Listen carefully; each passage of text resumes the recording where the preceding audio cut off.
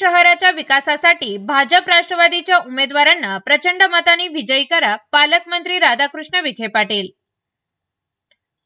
श्रीरामपूर नगरपालिका निवडणुकीच्या पार्श्वभूमीवर महायुतीचे पालकमंत्री नामदार राधाकृष्ण विखे पाटील यांनी विविध प्रभागांमध्ये भेट देत नागरिकांच्या समस्या जाणून घेतल्या।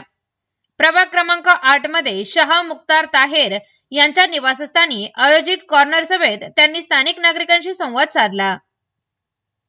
यावेळी पालकमंत्री राधाकृष्ण विखे पाटील म्हणाले, भाजप राष्ट्रवादीची एक हाती सत्ता आली तर श्रीरामपूरच्या सर्वांगीण विकासासाठी कोणताही निधी कमी पडू देणार नाही, असा ठाम विश्वास त्यांनी उपस्थितांना दिला। याच कार्यक्रमात मुस्लिम समाजातील अनेक उत्साही कार्यकर्त्यांनी महायुतीच्या नेतृत्वावर विश्वास ठेवत भाजपामध्ये जाहीर प्रवेश केला। या प्रवेशामुळे स्थानिक राजकीय वातावरणात उत्साहाचा संचार झाला असून निवडणुकीत भाजप राष्ट्रवादीला मिळणारी ताकद वाढली असल्याचे स्पष्ट झाल्याची प्रतिक्रिया कार्यकर्त्यांनी व्यक्त केली। सभा दरम्यान प्रभागातील महत्त्वाचा मुद्दा असलेल्या गोसिया मस्जिद ते संगमनेर रोड दरम्यान अंडरग्राउंड बोगदा लवकरात लवकर करण्याची मागणी शाह मुख्तार ताहेर यांनी मांडली। तसेच कुरेशी समाजाच्या विविध अडचणी व अपेक्षा प्रत्यक्ष ऐकून त्याचे निराकरण करण्याचा प्रयत्न करण्याचे आश्वासनही पालकमंत्री राधाकृष्ण विखे पाटील यांनी दिले।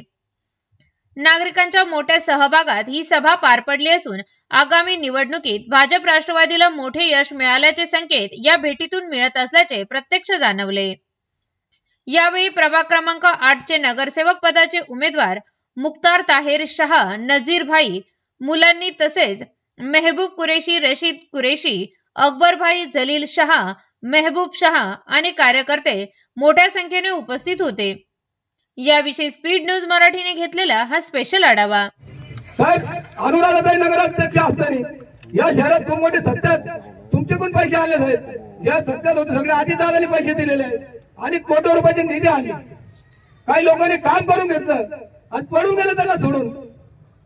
लाज वाटायला पाहिजे साहेब, एखाद्याच्या वाईट प्रसंगामध्ये नाही जायला पाहिजे साहेब। मी नाही हजरलो साहेब, माझा नफा पाहत असेल मी नाही गेलो। दादा अनुराधाताईच्या विषयावर अनेक वेळा असं बोलले आणि तुम्ही जातीवादी संघटनेचे असतं असे, अहो तुम्ही काय करतात, तुम्ही समाजाला काय शिकवतात?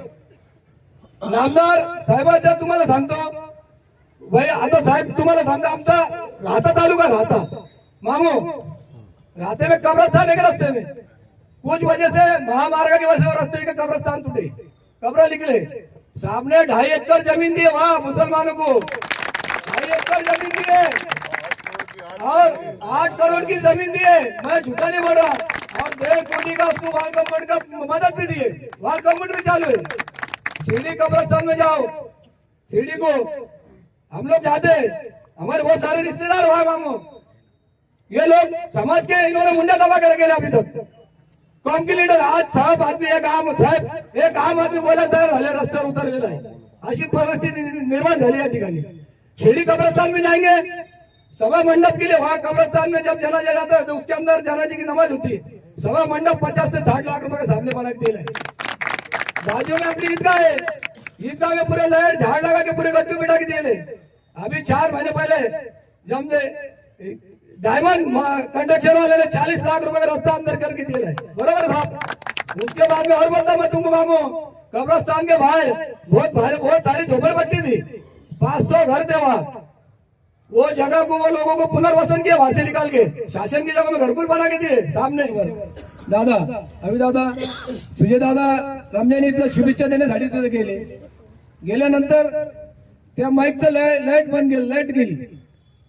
दादाचे काय लक्ष झालं, दुसऱ्या दिवशी त्यांनी 11 लाख रुपयाचा जनरेटर त्या ठिकाणी मुस्लिम समाजाचे।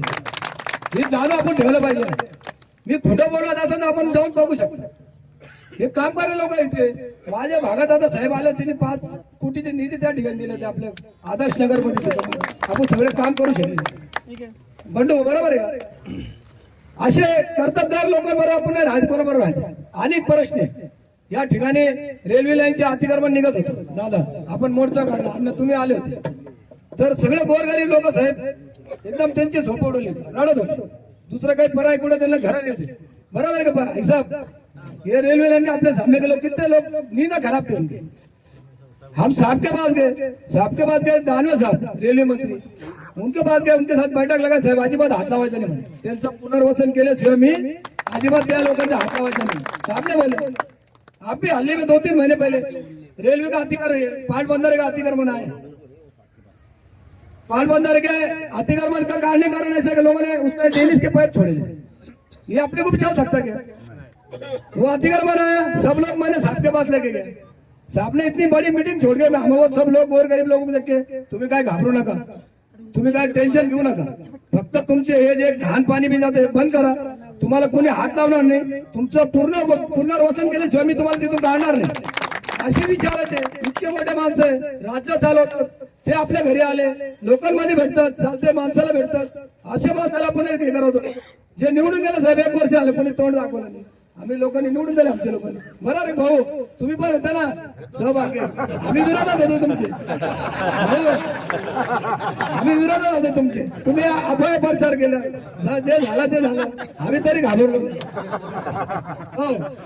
तर या ठिकाणी साहेब अनेक छोटे प्रश्न अनेक काही साहेब आम्ही बोलू। अजितदादा पवार आहे आपले राज्याचे उपमुख्यमंत्री, मुस्लिम समाज अनेक लोकांचे या ठिकाणी नातेवाईक आहे मालेगावला साहेब।